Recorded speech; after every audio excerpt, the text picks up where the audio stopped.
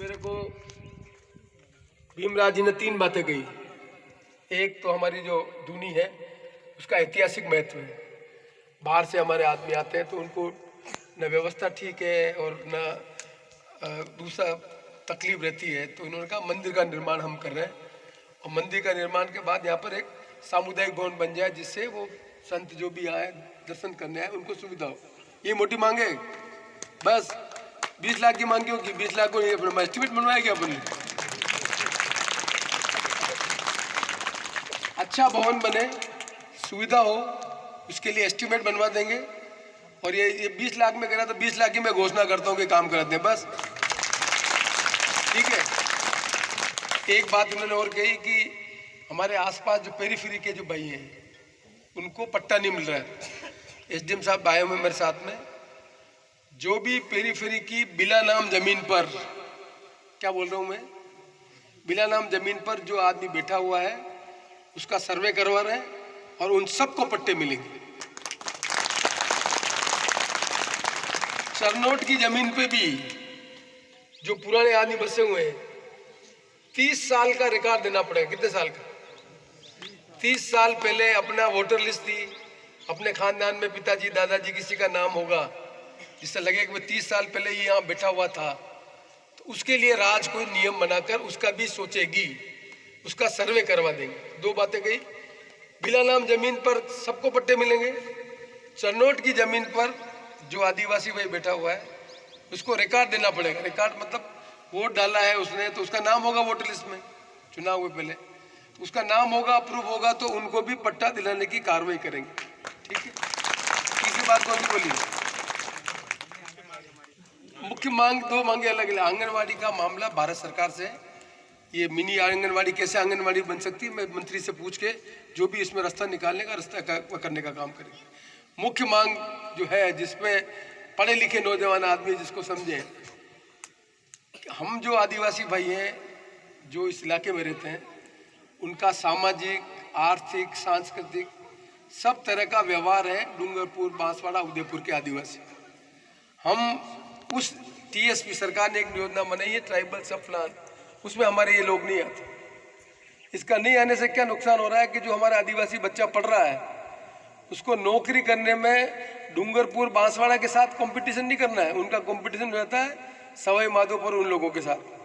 तो हमारे जो है भाई वो पिछड़ जाते हैं। तो भीमराव जी जगती जी सब मिल रहे हैं, मंत्री से बात कर रही है, मुख्यमंत्री से बात कर रही है, गवर्नर साहब से बात कर रही है, पूरी कोशिश कर रहे हैं कि भाई इन आदिवासी भाई जो हमारे कुंभलगढ़ में रहते हैं, जो नाथद्वारा में रहते हैं, जो बल्लभ नगर में रहते हैं, जो मावली में रहते हैं, जो टीएसपी का भाग नहीं है, इनके लिए ऐसी व्यवस्था करो कि इनका कंपटीशन उनसे नहीं हो और इनको नौकरी मिल सके। ये मांगे अपनी, पक्की बात है कच्ची बात है।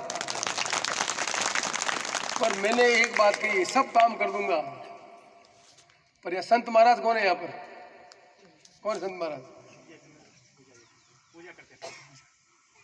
इनसे कहलवाना पड़ेगा कि जो आदिवासी बच्चे बच्ची को नहीं पढ़ाएगा उसका काम मैं नहीं करूंगा। बट क्यों कह रहा हूं समझो मेरी बात। अपन पढ़ाई लिखाई करते नहीं, जमीन अपनी है नहीं, किसी 2 बिस्वा 4 बिस्वा जमीन है, उसके 3 बच्चे हो गए तो कितनी बातें आएगी, हिसाब किताब मालूम है? फिर वो क्या करेगा? पढ़ा लिखा भी नहीं है। और दूसरा, कभी देखा अपने मदन मिराज जी के यहाँ कॉलेज के यहाँ बड़ी बड़ी बिल्डिंग बनी है, दिख रही बिल्डिंग है बड़ी बड़ी, उसकी चुनाई होती है ईंट से। अपन ईंट की चुनाई जानते ही नहीं, जानते हैं? अपन पत्थर की चुनाई करते हैं। 1 मंजिल का पक्का मकान बनाना हो तो पत्थर का काम कर लेते हैं। बाहर के आदमी आके यहाँ पर ईंट की चुनाई कर रहे हैं, अपन डरते हैं। अपन पर जिंदगी भर उस तगारी में सीमेंट भर के पहुंचाने का काम करेंगे, ऊपर कोई काम नहीं कराएगा। क्या करोगे ऑफिस? या तो वो जो नहीं पढ़ रहे हैं वो काम सीखे कि कैसे हम ईंट की चुनाई करने का काम कर सके जिससे हमें रोजगार मिल सके। यदि वो काम नहीं किया तो तकलीफ आएगी। बाहर के लोग आकर जितनी बड़ी बड़ी बिल्डिंगें बन रही है, 2 मंजिल 4 मंजिल 5 मंजिल, इसमें आदिवासी समाज के काम करने वाले आदमी की संख्या केवल तगारी में सीमेंट डालने के अलावा नहीं है। सही कह रहा हूँ गलत कह रहा हूँ? सही कह रहा हूँ, बोलो।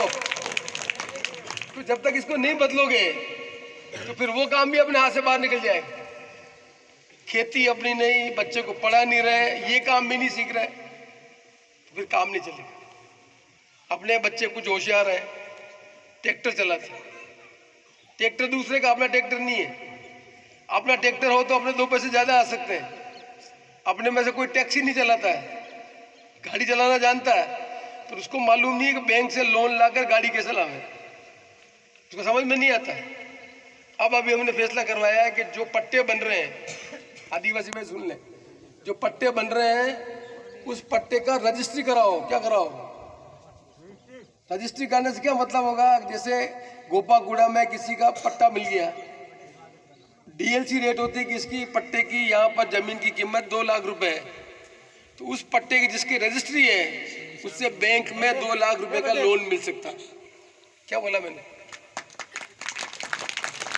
ये तो अभी 20-20 हजार, 15-15 हजार रुपए अपन कितने लोन, कितने ब्याज दे रहे हो पता है?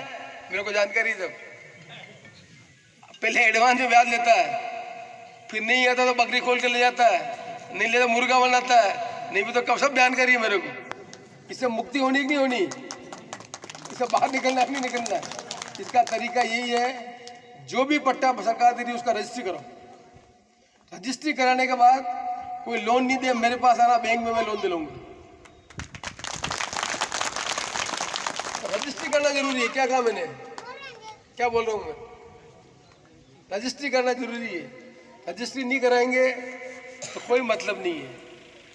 कर लेंगे सब काम, ये कर लेंगे और बच्चे को पढ़ाओ, ठीक है। फिर जब आपने बताया काम 20 लाख रुपए का भवन का काम कराएंगे, तो दूसरी बात बताइए, वो सब काम करेंगे, पेरी फेरी के पट्टे भी दिलवाएंगे, चन्नोट की बात भी बता दी। अब तक क्या बोलना